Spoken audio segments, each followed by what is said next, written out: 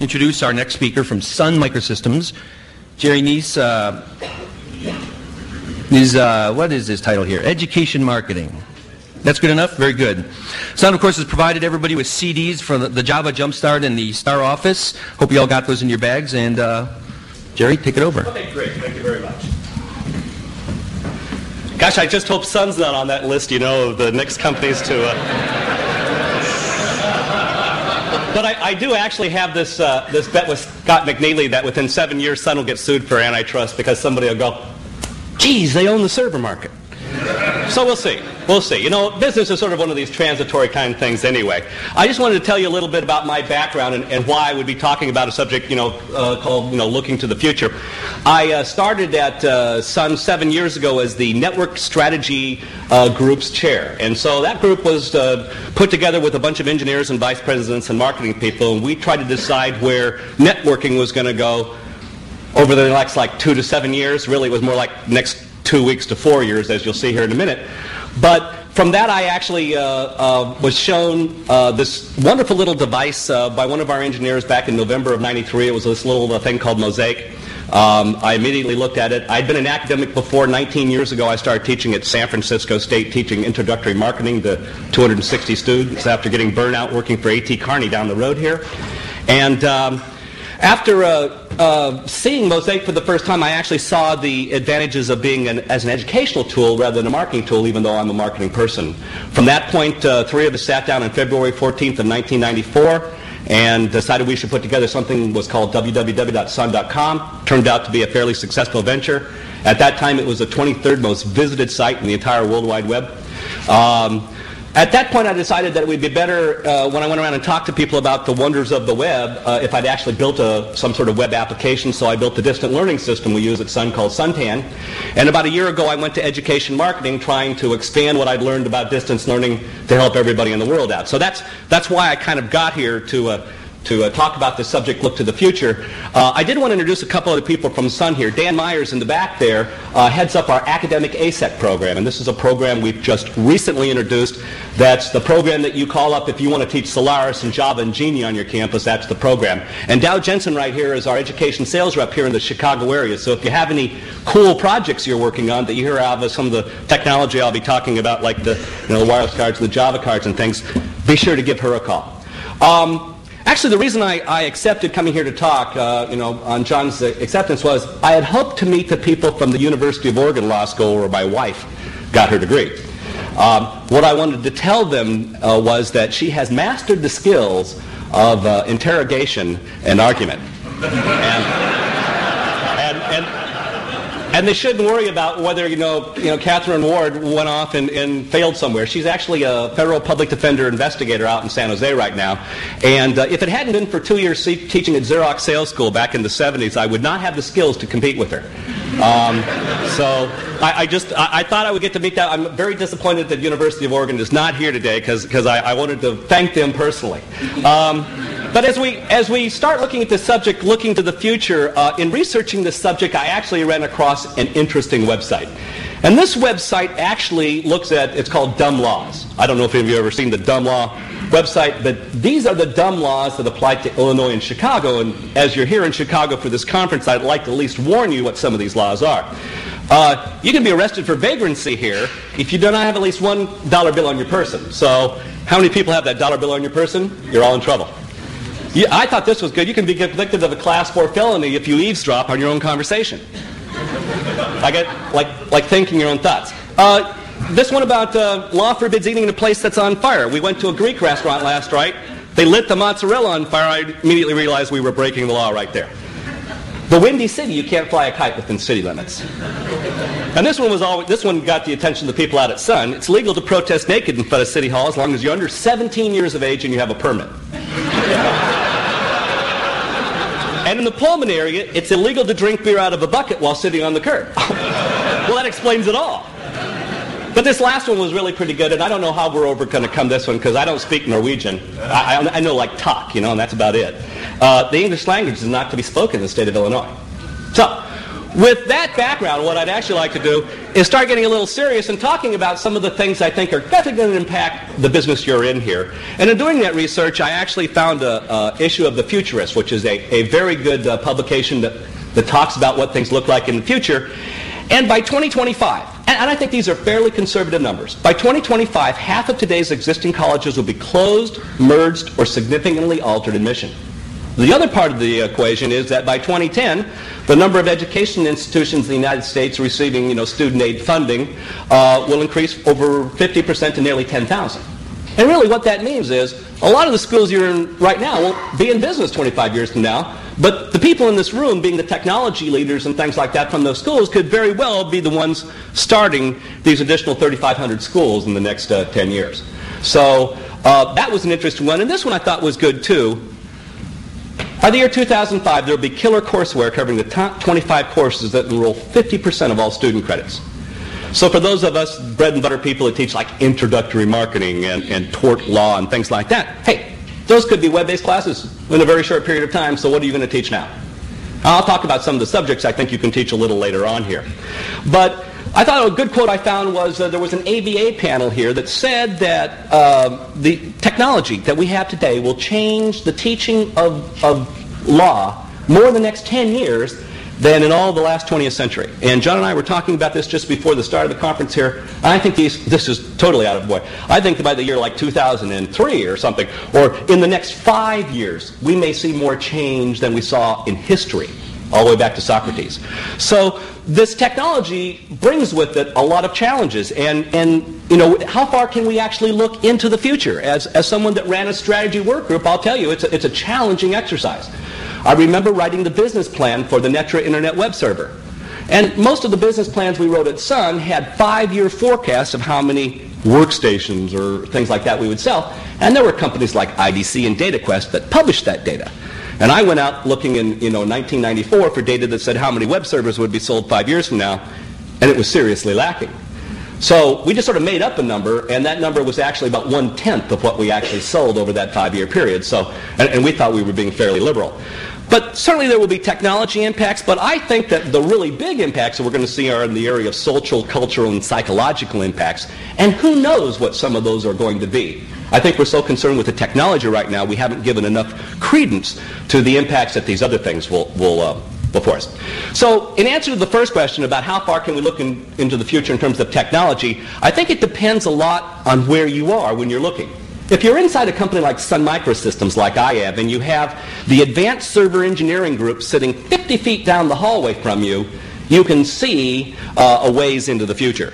But if you're reading publications, like Internet World or something like that, you're probably seeing maybe 3 to 4 months in the future, because that's the first time the people in these companies tell the magazines, what they're coming out with. So where you are and where you're looking from, whether you're on the inside doing research or sort of the outside doing reading, will determine how far you can see in the future. But some of the things I've seen, into the future here, and I'll just assume that in terms of technology, I think we can see somewhere between 4 months and 4 years. Right now, our Chief Technology Officer, Greg Papadopoulos, is giving a presentation called What Computers Will Look Like in the Year 2005, and it's just a fascinating presentation. In the year 2005, you will be able to get a server that has 1,000 gigahertz and a half CPUs, 1,000 of them. It won't have I/O as we think of it today. It'll have a switch fabric backplane that's capable of 40 gigabits per second. So a connection between 2 points on the network can, with quality of service, maintain 40 gigabits from end to end. And that's enough to ship a real network's, little kind of square. That'll be perfectly adequate for that. In terms of memory, in that time frame, you can create as big a memory footprint as you want. Conceivably, all the memory on the earth. There will be technologies that will allow you to do that. And what will be the cost of this computer?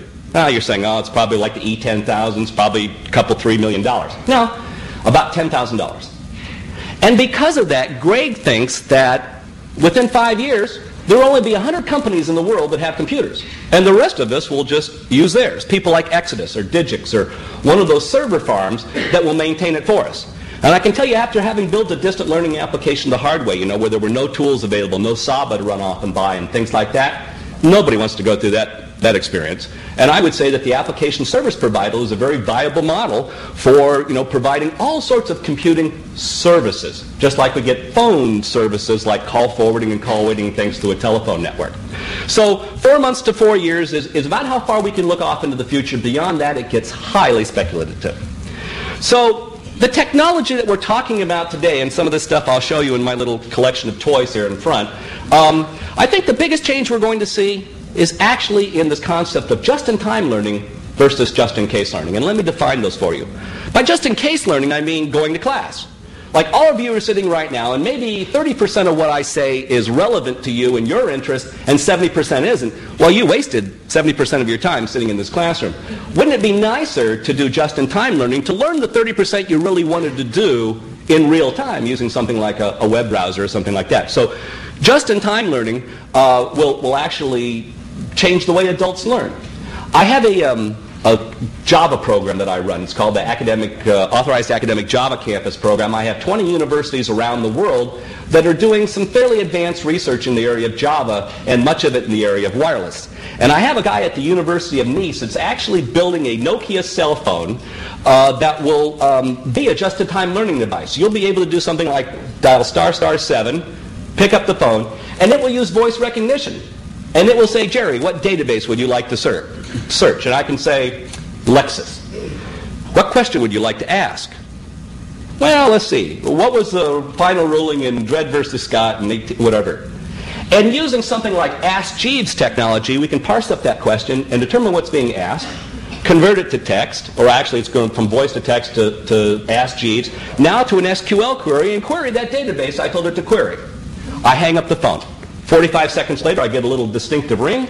I open up the phone again, dial **7, and it gives me the answer over the phone using voice synthesis. That product will be ready in March of next year. That will change the way adults learn. Because if you think about it, I mean, I'm even in education marketing. I worked in Sun U for 3.5 years. I can't remember the last time I sat in a classroom taking a training course. Where my learning happens is talking to people in communities and going out and talking to my universities and reading on airplanes and things like that. It's largely just-in-time learning. I have a question I want to know. I go down the hallway and peek into somebody's office and ask them. I call that sticking your head over the cubicle kind of learning. So we're all doing that kind of learning already, but what the technology will allow us to do is bring that learning to us rather than me having to walk down the hallway. So learning will follow you around in a very, very near future through devices like cell phones and PDAs and other devices that we haven't seen yet. I think another change that's going to happen to you is rather than thinking of law school, you're going to think of a continuing legal education. And rather than just having students go to school for 3 or 4 years, they're going to be going to school for 40 years continually. And what a tremendous opportunity for a school to maintain contact with their alumni, and particularly to get funding from them. We'll talk about that in a second too. But it's going to be continuous education. You could be operating with something like a Java Smart Card as your student ID card. Imagine you're an undergraduate, you get issued this card on your first day, and this is now your passport, your lifelong passport to learning into the digital library of that university. I went to UC Santa Barbara. A card like this could get me access to the entire University of California digital library for the rest of my life for myself and all my children. Now, if I've got people coming in and taking this smart card and plugging it in something like a Sunray and now accessing the digital library, I also have the opportunity, since I know who's coming in, to develop a custom little marketing message for him. It could read something like this. Jerry, we know you ran track in 1966 at UC Santa Barbara, and lo and behold, we're finally going to replace that track with a rubberized surface from the cinder one you fell on all the time running hurdles and hurt yourself. And we'd like you to donate $25 to our track fund. If you'd like to do that, click here. I have a smart card. It's got money on this card. That money comes off this card in real time and gets transferred to the alumni people in real time. And it becomes an impulse buy, much like buying, M&Ms at the checkout counter, at the supermarket. So things like smart card technology as a device in which you give your students to maintain contact with them for the rest of their life could be very lucrative in a number of areas. I think we're going to see a lot of learning-based communities and portals. And in fact, if you were, how many people got this book yesterday? How many people read it last night?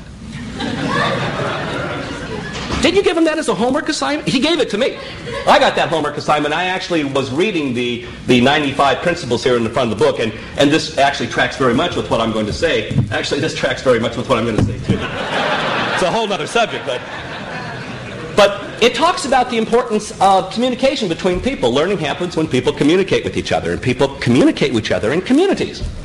And one of the things we're doing at Sun is we have a portal for system administrators. It's called bigadmin.com, www.sun.com/sysadmin. And it's a place designed to just leave a browser open on your workstation all day long if you're a sysadmin. If you have a question, that's where you go. There's patches and chat groups and frequently asked questions. There's education training. There's all sorts of things on there. So just be a community that you participated in and hung out in that community. And I think that you'll see that communities will develop in strength over time, especially among older adults. Because we're sort of community-related people to start with, and as we get older and older, and more of us end up in continuing care homes and things like that, that community is going to get even stronger. I think we're going to see a lot of individualized adaptive learning, both with intelligence on the client side in the browser and intelligence on the server in terms of servlets and things like that. We're going to be able to present, using databases, a custom curriculum for every individual. We've been doing that for salespeople at Sun for the last 4 years. When you're a salesperson at Sun, and we implemented this in Asia Pacific to start with, you took a questionnaire your first 2 days in the company, and it asked you on a scale of 1 to 5 what you knew about the market you were going to sell in and your selling skills and things like that. Then it asked you where you wanted to be in 1 year on a scale of 1 to 5. And then we just used some rules-based programming to say, if you're a 2 in this area and you want to be a 4, you need to enroll in this class, and then let them register for it right there online. So what it got to was you only had to learn what you didn't know or didn't know you didn't know about the job we were asking you to do. Because quite frankly, after a year, I had more content on Suntan that a sales rep could read 24 hours a day, 7 days a week. So what content should they read? They should read only the content they need to know to do their job. Now, let me tell you where the legal problem comes in there. So an individual wants their boss's job, and the boss's boss is ready to move that person off to another job, and so this person gets online, takes all the competency tests, and scores 100% for the skills and tasks required of the boss's job. Now the boss's boss has got somebody in mind for this job, moves this person aside, and is going to name this person into this job, and all of a sudden this employee down here comes up and says, well, wait, I'm qualified for this job. Here's the records on my scores, I'm 100%. In everything qualified for, I want this job. Now what are you going to do? Now you got yourself a legal problem. So that's what I'm saying. The technology is going to start to cause a lot of other problems we don't see yet in areas like HR, for example. So just be aware of those and kind of look at those, into the future to see those things coming and prepare yourself for them. Adaptive learning, what I'm saying there is based on the mistakes you make on taking assessment tests or even in keystrokes if you're teaching programming, I can adapt learning to you. I saw a ERP package a couple of years ago that a former Sun employee by the name of Miko Matsumura, who was our original Jini evangelist. He's working for a company called biztone.com now, which is a ASP-based ERP system. But it's got Jini in the background. So what it does, let's say you're a programming group, a software programming group, and you've got 7 people, you can actually watch by the keystrokes in the background using Jini the mistakes they're making and see who is the most efficient programmer you have and pay them for being efficient. Well, then the other thing it does, and the part that he hadn't seen yet, is it also provides you an excellent avenue into learning, just-in-time learning.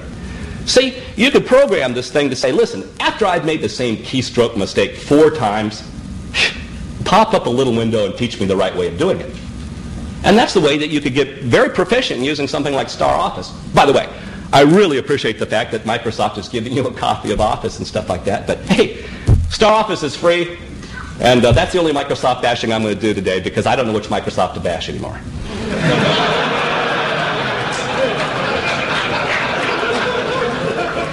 I also think we're going to have learning auctions and incentivize learning. Let me talk about learning auctions here. McNeely is going around right now saying there's only 2 things you do on the internet. You do messaging, like web pages and email, and you do auctions. And I think, well, Scott, do you mean like e-commerce transactions? No, auctions. Now, I don't know, but did you know that you can buy almost any product in the Sun product line off an auction site today?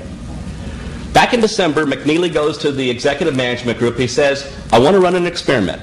I want to put 10 Ultra 10s on eBay, and I think they'll sell for more money than I get when like Dow sells them.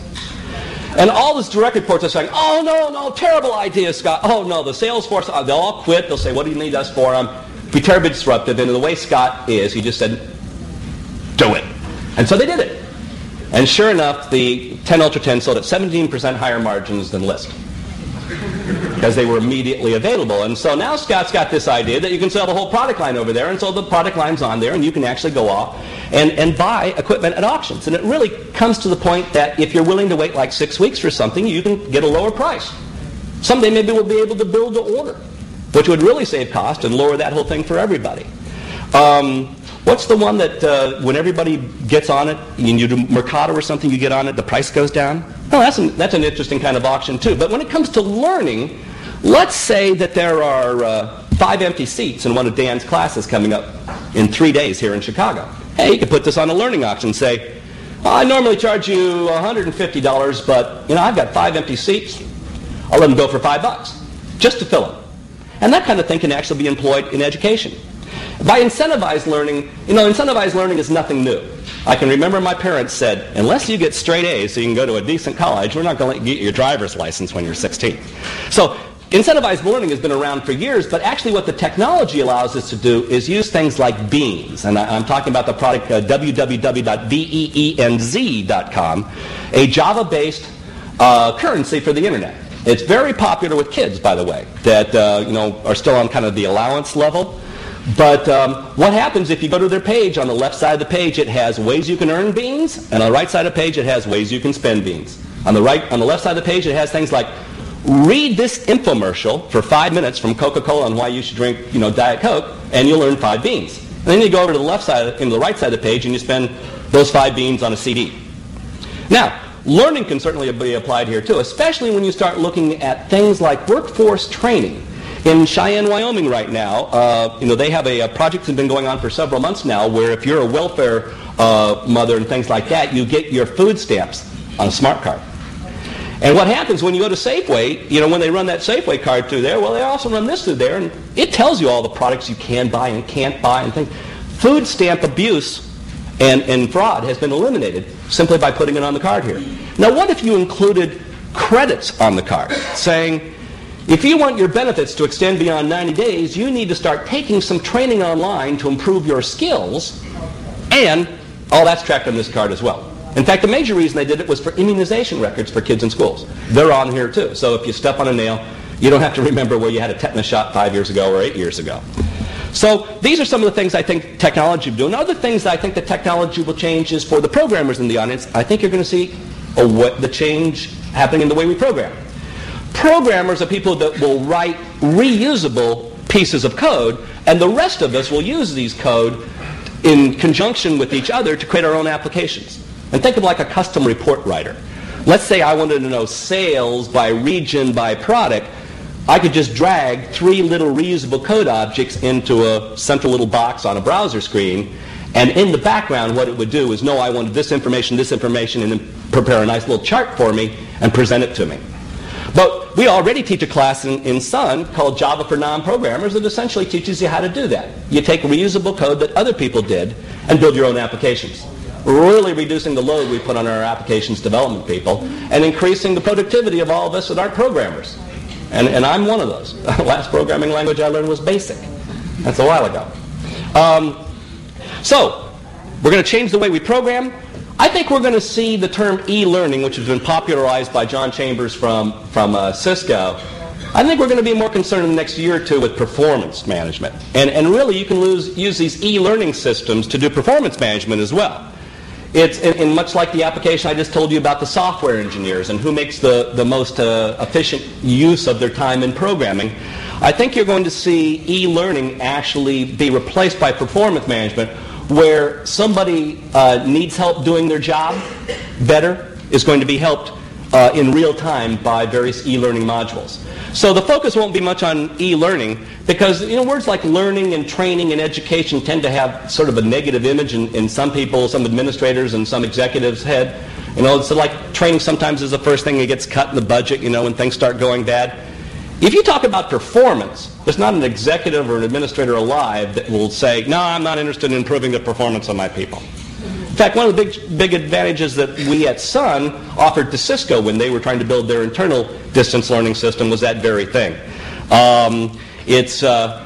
You don't have to figure out what everybody wants. You just have to figure out 70% of it and let the other 30% of it just ride.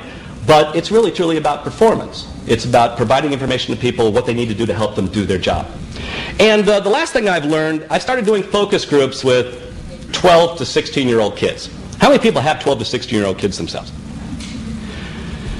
So do they do their technology training for you? And I've noticed a lot of that. In fact, I asked these kids, I talked to a lot of high school teachers, is there any kind of advice you'd like me to impart in them? And across the board it is, don't let them screw around with the technology. Just bring us into class 2 minutes early, we'll set it up all for them, everything. Just let them teach, because we know it better than they do. And in fact, if you look at Growing Up Digital by Donald Tapscott, they'll say anybody under the age of 22 grew up at a time where there were always been computers. And they probably treat that the same way I treat a transistor radio. And so I think we'll find that kids will be the best teachers for all of us. In fact, ABB, a company in Scandinavia, tried a project about 1.5 years ago when they had to upgrade to Windows 2000 and another 32 megs of RAM to every PC. They just made the decision to buy new PCs and ship the old PC home with the employee. And what they found was the kids taught their parents how to use the technology, and they were able to drastically reduce the number of internal training classes that they offered their employees on how to use the technology, thus paying for the computers, by the way. Interesting thought. So what technology is going to enable these changes I've been talking about here? And I think the most exciting one is probably wireless technology, and I'd like to talk about that. Thanks to Mitch Davis right down here in the third row from Stanford University. Mitch has actually provided me with this wireless LAN card from Nokia. Outstanding technology, this wireless technology. I mean, you walk into the classrooms in Mitch's building and you kind of look under here for coax cable and RG11 plugs and 45 and all that stuff. There's nothing there. It's like riding United. There's legroom once again. So this technology, I think, is going to allow learning to truly come to us. It's just going to follow us around with these devices that we carry. One of these universities I have in a suburb about 10 miles north of Stockholm called KTH, the Royal Technology University, is actually got most of the town of Sollentuna wired up now, not just the campus. And they're discovering some very, very interesting things. And when I was there about 2 months ago, they showed me some interesting technologies, including what the next generation of Nokia cell phone looks like. You wear it like a pair of bifocal glasses. Has a little headset like, you talk to on the telephone. It's got a little thing probably about the size of the end of my watch up here in the ear where all the technology is located. Does IP version 6 end-to-end. And it has a little 1080 by 640 resolution LED screen, probably about the size of a postage stamp that sits right in front of your eye. And I'm going, well, I couldn't read that. Yes, I can. Now, where does the legal problem come in here? They're going to let people drive with these things? So, the thing I'll tell you is the U.S. is very far behind Scandinavia and Asia when it comes to wireless. And the reason is we've got, all sorts of lack of standards over here and things like that that are causing us tremendous problems. Over in Europe, all they have is GSM, so you can use a cell phone, you can make a call in any country. And you really see a lot more people over there use cell phones than you do here in the United States. In fact, I was walking through Helsinki, downtown Helsinki, about 2 years ago, and I started being impressed by the number of cell phones, so I started counting as I walked across town. 47% of all the people I passed on the street were talking on a cell phone as I passed them. That could be another legal problem, too. I'm still looking for it. But, I think that what we're going to see here in the wireless world is this is going to be one of the first areas in which when the technology gets to the United States, there's already going to be 10,000 services available. Probably 9,000 of them legal services on that network the day it gets here to the U.S. Because what we're going to do is we're going to watch people in Scandinavia, and we're just going to pick up that server and all its services and drop it over here when we figure out what our standard's going to be, and that's probably going to be when we get to what we call 3G. Now, WAP is certainly something you read a lot about, wireless access protocol, something you read a lot about in the magazines that talk about wireless. But the general consensus is we're probably going to move past that as a transition phase into running IP version 6 end-to-end from handset to handset. And what that allows is some interesting possibilities that what we think of as telephony today, central offices switches from Ameritech and things like that, could someday be replaced by just a massive IP fabric, and that all voice calls will just be voice over IP calls. that possibility exists, and a lot of the telcos worldwide have been looking at that. And George Gilder, how many people heard of George Gilder, one of the futurists? No, he was probably the single most important person other than James Gosling in putting Java on the minds of people around the country when he wrote the article on Java in Fortune magazine or Forbes magazine and called James Gosling the greatest living programmer. I actually had lunch with James the first day of Java 1 in the first year we ran it. He was highly embarrassed by that. He's just that kind of guy. But I asked him if he had the good sense to take that quote to his manager when he got his review the next year, because I think that's worth at least 3 or 4% raise for being called the greatest living programmer. But he has this thing called the law of the telecosm, which says that bandwidth triples every year and will so for the next 25 years. He said this 2 years ago, so we still got 23 years to go. What that means is bandwidth doubles every 4 months. And we can start to see that. I mean, we're going to start to see some just amazing bandwidths available. And when we have that kind of bandwidth available, we'll be able to send any kind of data through the network. And in fact, one of the things about a little product I'm going to talk about a little later here called the Java ring, these require you to write the applications on this ring in 4K. And I contend that the only people who could do this are people my dad's age, because they're the only people back in the old days with machine code and things like that that had to write applications that small. And today you just write applications as big as you want. You don't care because there's enough bandwidth that you can send anything through the network. The next thing I think is going to enable this change is Java. It just celebrated its 5th birthday actually on May 23rd of this year. We had a Java 1 conference the first week in June with 33,000 developers, I think it was. The first Java 1 conference we did in the tent, the parking lot outside my building, just to show you how it's grown. One of the reasons that we have Dan's program teaching Java in the academic ASEC program is because we've discovered that 87% of the colleges in the United States already teach Java. And in fact, it's required for 56% of people in computer science departments. It appears to be that object-oriented programming language that people are gravitating to. But in the old days, I can remember I was actually in the room the night that Java was named, just to give you a little, we're going to call that product WebRunner. And 7 weeks before the launch, and I happened to be the launch manager for that launch, we were sitting in a room about 7:30 when our attorney came in the room and said, "I've got bad news for you. Taligent owns the name WebRunner, and they won $7 million for it." At that point, we'd only spent about $3 million developing Java, so that was totally out of the question. And Kim Palese and Arthur Van Hoff had brought a list of 4 names that were possible successors to WebRunner, and Java was one of them. The only other one that we can remember that was Lyric. You can get the software for a song. This doesn't have the ring of Java. I think Java was a much better name. It certainly it tended to go along age lines too. The younger people who were at that time just living on Jolt Cola wanted to go Java. But the concept of write once, run anywhere, that we talked about years ago, it's still almost true. But I really think the most important thing of Java these days is it's a glue. It's a glue that ties together heterogeneous computing environments. It's why IBM has adopted Java so much. They've got 4 different operating systems, 4 different security systems, 3 different chipsets, and so what they've used is Java to tie everything together. In fact, the ugly reason why IBM introduced Java was to turn the 3270 terminal into a web browsing terminal. Because IBM was getting maintenance, about $47 million worth of maintenance contracts a year on 3270 terminals, and those things were on the way out. So how do you keep them on people's desk? You side grade them, put a browser on them, and turn them into a web browsing device.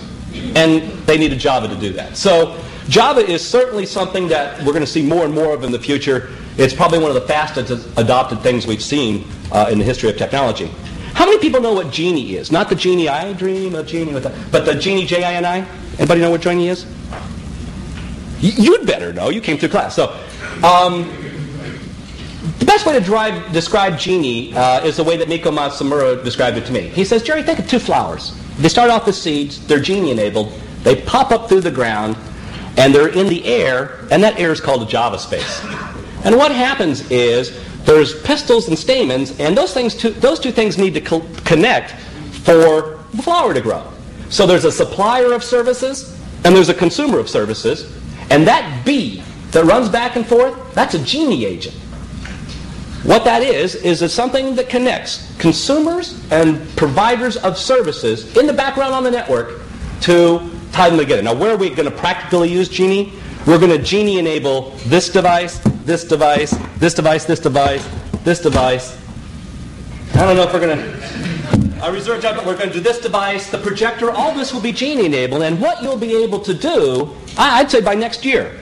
In fact, by next year, I'll tell you, the same guy that's building that just-in-time learning thing is actually building another thing, which is using a phone like this as a remote controller for Star Portal. Now, Star Portal is Star Office being offered as from a portal model where, if you got this brilliant business plan you want to write up and you're in front of an internet cafe down the street, you can just run in, bring up Star Portal, bring up the word processor, type it up, send it to yourself and get out. But what he's doing is using this as a remote control device, which means that next year I could walk into this room, I could open up this phone, dial up a 1-800 number to access Star Portal, punch in a few numbers, bring up the presentation from the network through the projection device, and control it with my arrow keys. Pretty cool. That'll change all this having to, well, I don't want to vary it, but there's a hodgepodge of wires behind here that will get eliminated in that kind of thing. And they'll take digital cameras and a number of other devices like that and actually start enabling them into the network. So this is actually going to be very good for older people too, because it will ease their access into the internet, especially things like voice recognition and Jini. I think we're going to see embedded chips and Java rings, and this is where I get to my Java ring. We'll get to embedded chips in a second. Java ring, this is actually a wearable computer. On the end of this ring, which looks something like your school ring, is the computer. It's an 8-bit microprocessor with a Java virtual machine, 256K of non-volatile RAM, and a lithium battery with an 11-year life.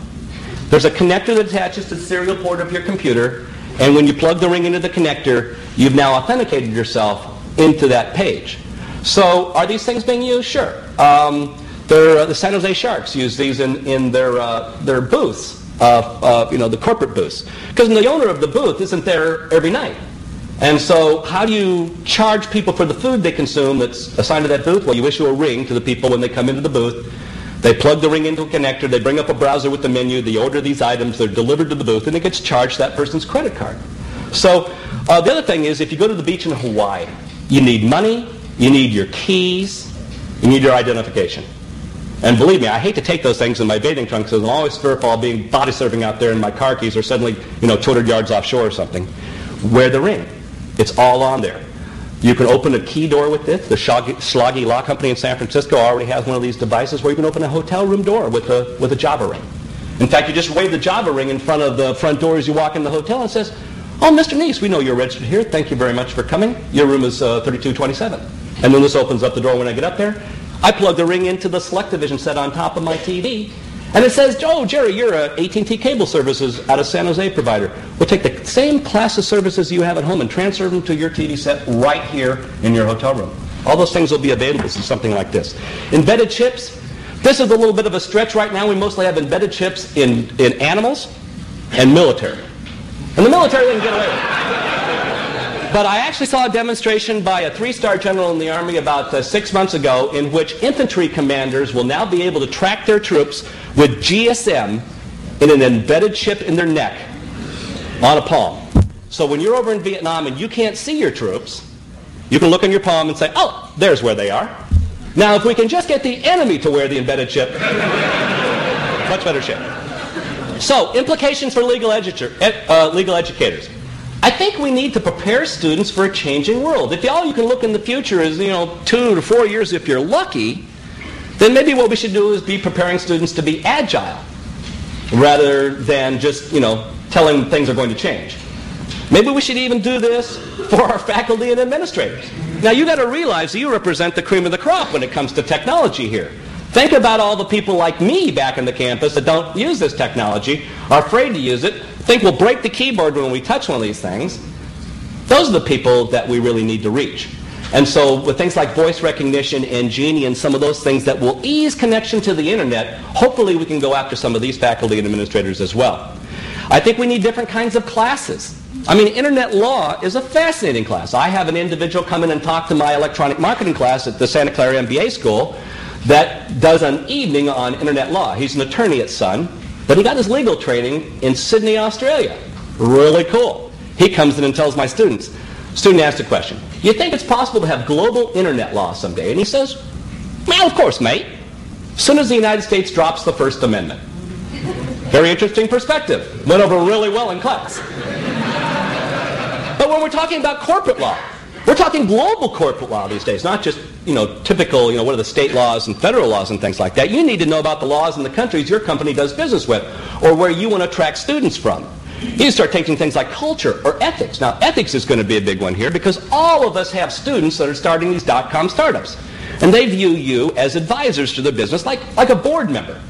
And then they come and they say, well, we know you're underpaid, and so we don't want to give you money. We'll just give you stock in the company. Now you start running into ethics questions. I'm working with a company right now that got mentioned in Fortune magazine this week. It's a training application service provider kind of model. I'm going to get founder stock from that for the consulting I've done, but I can't take it yet because I'm an employee of Sun, and this company is a Sun education partner out of the same group I work in. So there's all sorts of tremendous ethical and legal questions that are going to arise out of all of our students starting these .com startups, even us starting these .com startups. I haven't done one yet, but I see $1 million idea every day. So, since I build a distant learning system, since there's a lot of distance learning people in here, I wanted to give you a few quick little tidbits here that I've learned. Adopt this learner-centric model. Now, what I mean by that is listen to your user. I built the system at Sun for salespeople, and since I'd sold for 12 years, I thought I knew, I'd even taught at Xerox sales school for 2 years. I thought I knew what they needed. And I was dismayed that not more people used it. And so what we started doing, we started buying lunch for the salespeople that came into our new hire training on Wednesdays of the first week and asked them, what do you like and dislike about Suntan? And over the course of about a year, we completely re-engineered the application to what they wanted, not what I thought they should have. And it looks very different now. I had a cool sand beach with little footsteps that walked across, little Java applet. It consumed about 300K. And then when I ditched that app was when I got to Guangzhou, China and tried to demonstrate that page. It took 7.5 minutes to load. The app came off. But this learner-centric model, put content on a page and then watch your web reports and see where they go. Because that's the information that they choose that's providing them value. And then just give them more of that. It's a very simple process. You can sleep at night when you adopt this model. Because you just watch what they want and give them more of that. Use database design to customize content. Now, the one thing I joke when I do these presentations about learning at Sun internally is I say that unless you provide value to the student on each and every page, each and every second, you're one step away from doom with a capital D and a trademark at the end. Because the first application that gets ported to the new version of Solaris each time at Sun is Doom, because that's what all the engineers play in the few hours they have not to program.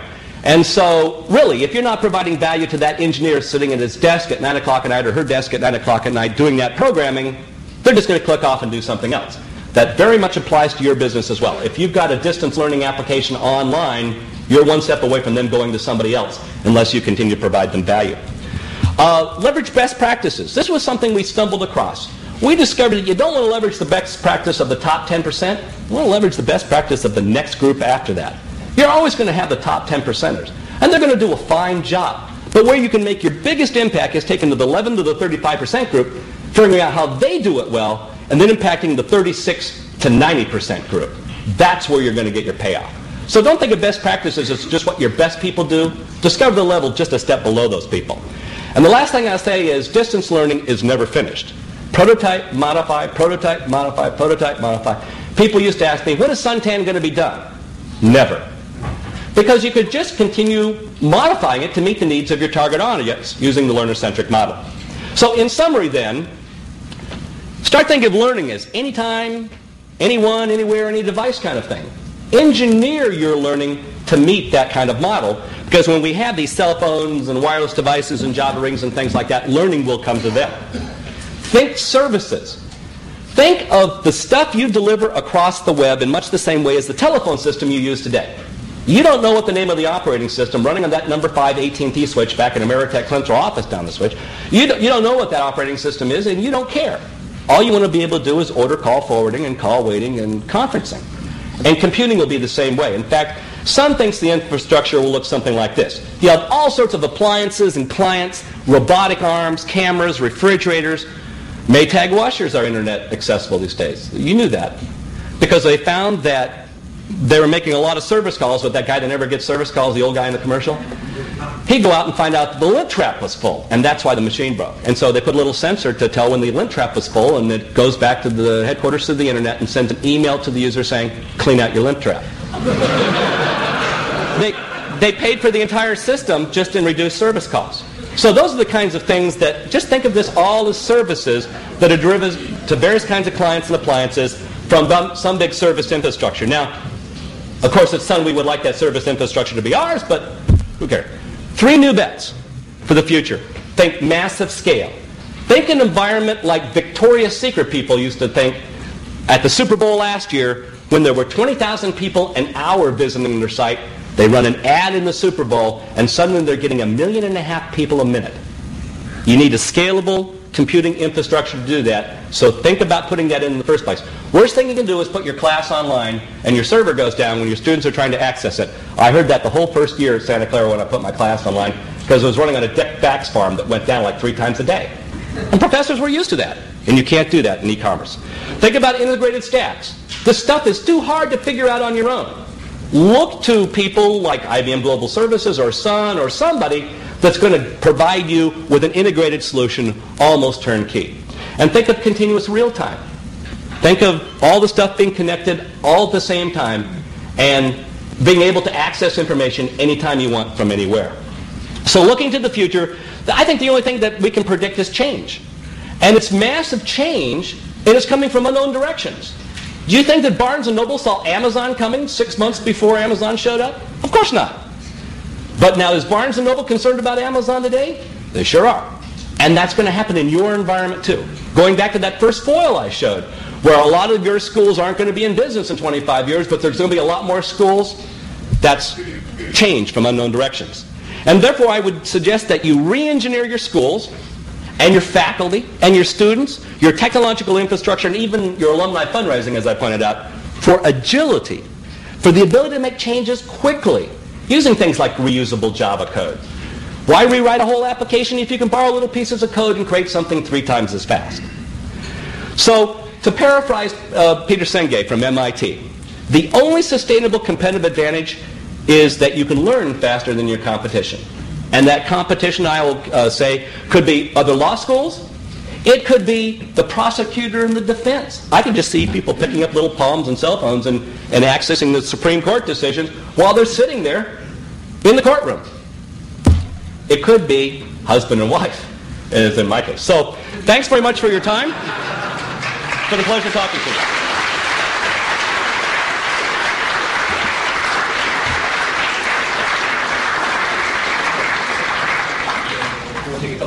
Yeah, I'll take a couple.